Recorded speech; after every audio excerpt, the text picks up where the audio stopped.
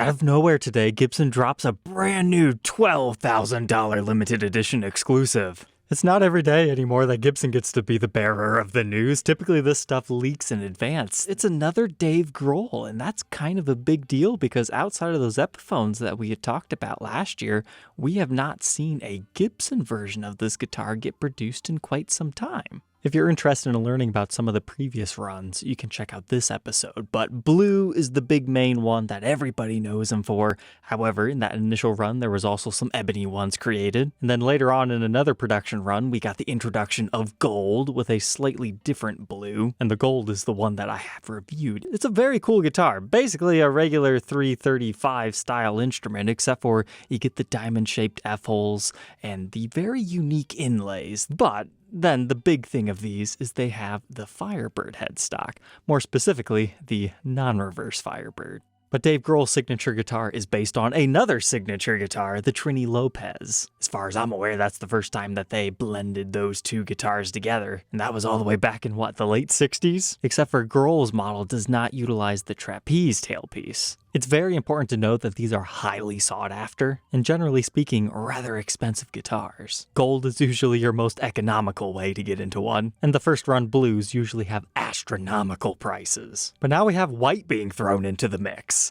Now, I wish I could say, but wait, there's more, but I don't personally see it from the listing. It really just looks like they're going to start production of the DG-335s again. As a collector of unique and different things, Mr. Grohl maybe consider this for their next run.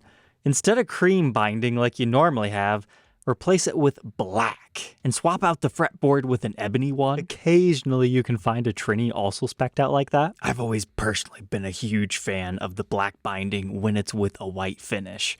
Now, as far as the black binding mixing with a rosewood fretboard, in order to pull off black binding, you need to have a purfling layer of cream, otherwise it just looks like it's all blending together. A fantastic example of that is a late 70s Les Paul recording. Once again, we can see the black binding, but what I'm talking about is on the neck. It's still primarily ebony, but you've got that little cream layer right in between, so still looks like black binding, but you don't lose it against the fretboard. I have not seen modern day Gibson do that in a long time. I chose not to review and document this one. I would like to give a shout out to the Gibson Garage for at least contacting me though and offering me one, because this is a .com garage exclusive. They were $12,000 brand new, but the kicker is they were only making 50 of them, and I don't know, maybe I made a mistake today and they're all sold out already. Somehow there's already one on Reverb over in Florida for $60,000. But it's great to have some photos, so pretty basic COA, nothing too crazy. And I'd say the binding's even more incognito in person. And then we've got that orange interior case. I will admit that nice glossy white without any aging is quite nice. And I do appreciate the nickname they gave this one, the White Limo. We can believe this little car. Maybe that's why he opted for cream, to match the kind of tannish interior. However, you could still make the argument that the ebony would pair nicely with all the rest of it. Make 2 runs, Dave. You gotta do it. Been playing one of these for a couple of years, so a lot of fans jumped at the opportunity to get this. If you happen to have missed out on this release, hopefully this episode gave you some ideas. You could always buy a gold Grohl and have it refinished. Even by Gibson, I don't think they would charge you more than $5,000. And technically, that would be cheaper than this, although your resale value would be a little bit different. And you would be missing the limited edition number inside on the sound hole. And they did have him sign the sound hole stickers. I would have loved to have seen him sign the guitar for this price, but I understand that means flying Dave out to where the guitars are or getting all the guitars to him. It's much easier just to send the sticker and he can bulk sign them. But if you find yourself really jiving with the way this one looks, but you're more of a Les Paul guy, you actually do have an option. In the mid to late 80s, they introduced white plastic white standards, where depending on how much it's aged, if you zoom in here, you can still see that single band of cream binding, because why don't you make the argument, why aren't we talking about a Les Paul Custom? Those have the multi-banded binding with the black layers in between. This is just straight up cream on cream. It's an acquired taste. There's options for everybody out there. This just has the regular single-banded binding on the fretboard as well. And part of the Custom Color series, I do believe, they have a white top Les Paul standard. You can buy that one brand new yet, but they break it up by having a natural back onto it. When I did the unboxing of one of these, I think I called this one the yogurt top. It's a very tasty vanilla-ish looking finish. But here's another one I had forgotten about.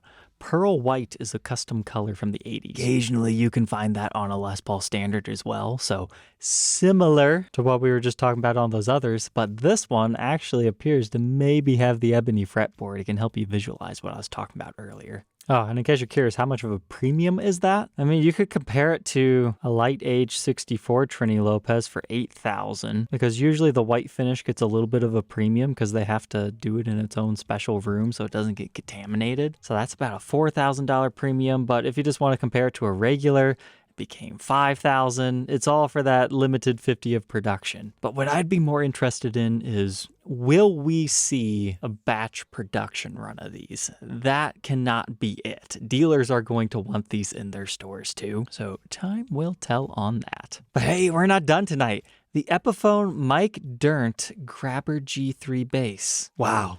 That is just an absolute blast from the past. So Mr. Dirnt, he's from Green Day.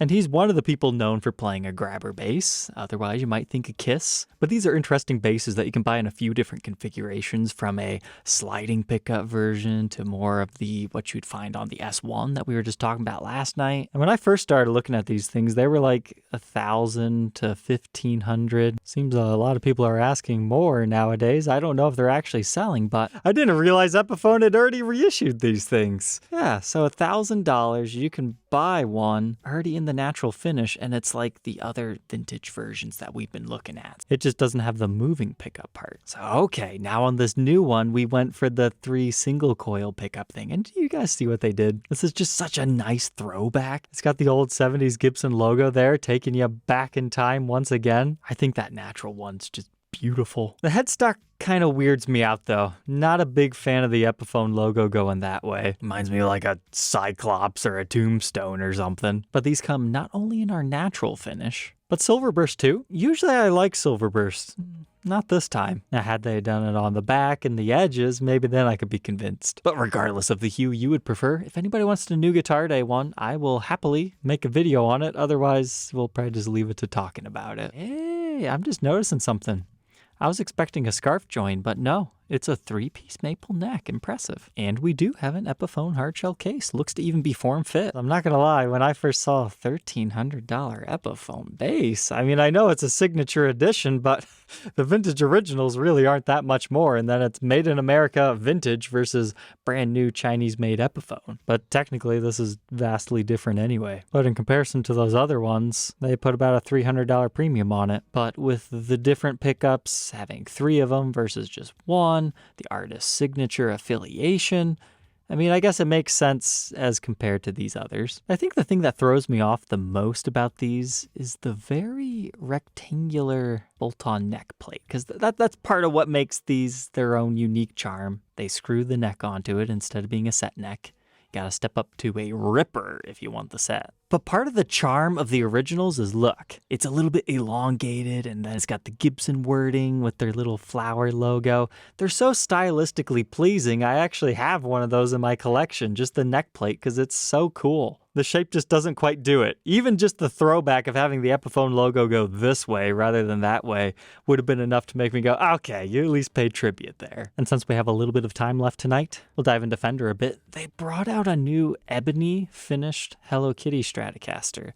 That's right, if you missed out on these the second time around last year, they're basically just producing them again. Looks like they're about $80 more expensive than the last time. And I'd be curious to see the sales numbers, because I think these have gotten to the point where they're overproduced now, and they're just milking it to the point where it's no longer cool. And if I remember correctly, the white one was exclusive last year to Fender only, and now they've brought that out to all the dealers, but they have not reissued the pink ones, except for on their new Loog collaboration, where they made the 3-string Loog guitar like that. Now that one's fun. If you're going to be buying one of these anyways for your daughter, I could see how someone would be very happy unboxing that on Christmas. Love the headstock on those ones. If you guys remember the Kingfish Telly, we reviewed one a long time ago. It's now available in Daphne Blue. My quick hot take is not as good as the purple. The purple was very nice, but I can understand if the guy needed a little bit of a change. It just looks like our regular Telecaster Deluxe at this point, because the purple,